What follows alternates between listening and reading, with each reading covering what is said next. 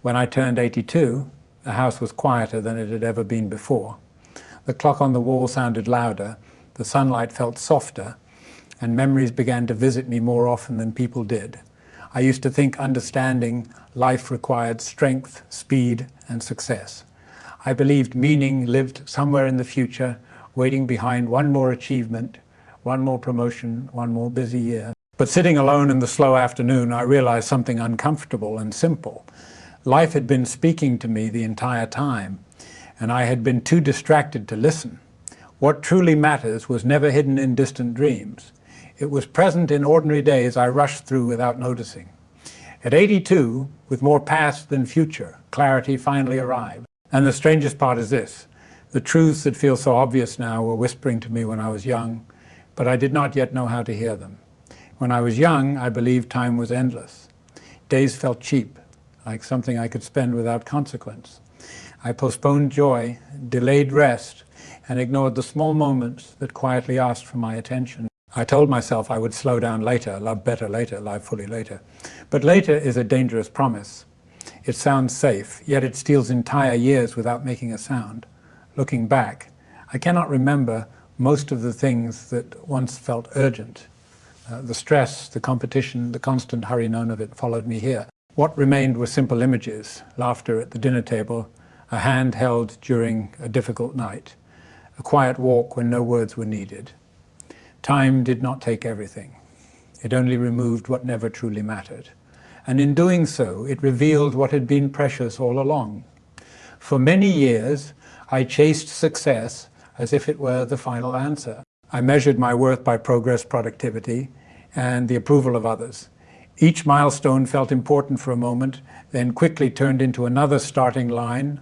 I kept running, convinced the next victory would finally bring peace. It never did. Peace was not waiting at the top of any ladder. It was waiting in the pauses I refused to take. I misunderstood achievement. I thought it would fill the quiet spaces inside me, but silence cannot be conquered by noise. Only presence can soften it. The day I stopped trying to prove my value was the day I began to feel it. Not because I had more, but because I finally noticed what had always been enough. Love was another lesson I learned too slowly. I assumed the people I cared about would always be there, unchanged, patiently waiting until I had more time to give. I spoke important words too rarely and unimportant words too often. I worried about being right instead of being kind. Years passed before I understood that relationships are not sustained by grand gestures, but by consistent attention. A shared meal, a sincere apology, a moment of listening, these small acts carry more weight than pride ever could. Some faces I miss now would have been closer if I had chosen softness sooner. Regret does not shout, it whispers, and its quiet voice is often made of words we never said when we still had the chance. I also spent too much energy fearing things that never happened. My mind created disasters far more vivid than reality. I worried about failure, judgment, loss, and endings that existed only in imagination. Fear felt protective, but it was mostly a thief. It stole courage before life even asked for it. The strange truth is that the hardest moments I actually lived through were also the ones that shaped me most gently. Pain did not destroy me the way I expected. Instead, it carved space for compassion, patience, and understanding. If I could speak to my younger self, I would tell him this: most of what you fear will never arrive, and what does arrive will not end you. Do not surrender today to shadows from tomorrow. Happiness, I discovered, was never dramatic. It rarely appeared in the loud celebrations I once imagined. Instead, it lived quietly inside routine. Morning light through a window, the familiar sound of someone moving in the kitchen, the comfort of knowing nothing urgent needed to be solved. These moments looked ordinary at the time, which is why I overlooked them. Only distance revealed their beauty. We often search for meaning in extraordinary places while stepping over it every day. Life is not asking for perfection. It is asking for attention. The more gently I began to look, the more wonder I found hiding in plain sight. As the years passed, I noticed something else. The opinions that once controlled me slowly lost their power. People forget, move on, or were never watching as closely as I believed. I shaped too many choices around invisible audiences. Freedom arrived the moment I realized most judgments are temporary, but self-betrayal lasts much longer. Living honestly may disappoint some people, but living dishonestly quietly disappears you. At 82, authenticity feels lighter than approval ever did.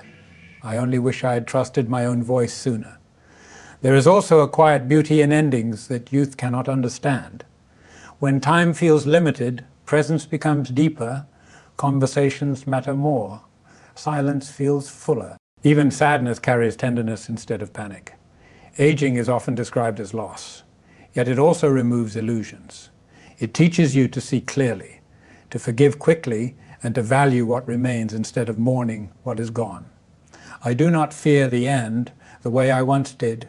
What I feel instead is gratitude for having lived long enough to finally understand how to live. If you are younger than I am, you may think these words are distant, meant for another lifetime. I once believed that too. But clarity does not belong to age. It belongs to attention. You do not need 82 years to notice what matters.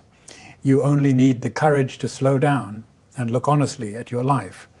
Call the person you keep postponing. Rest without guilt. Choose kindness when pride feels easier. Protect your time as if it were fragile, because it is. The future you imagine is built from the ordinary days you are living right now.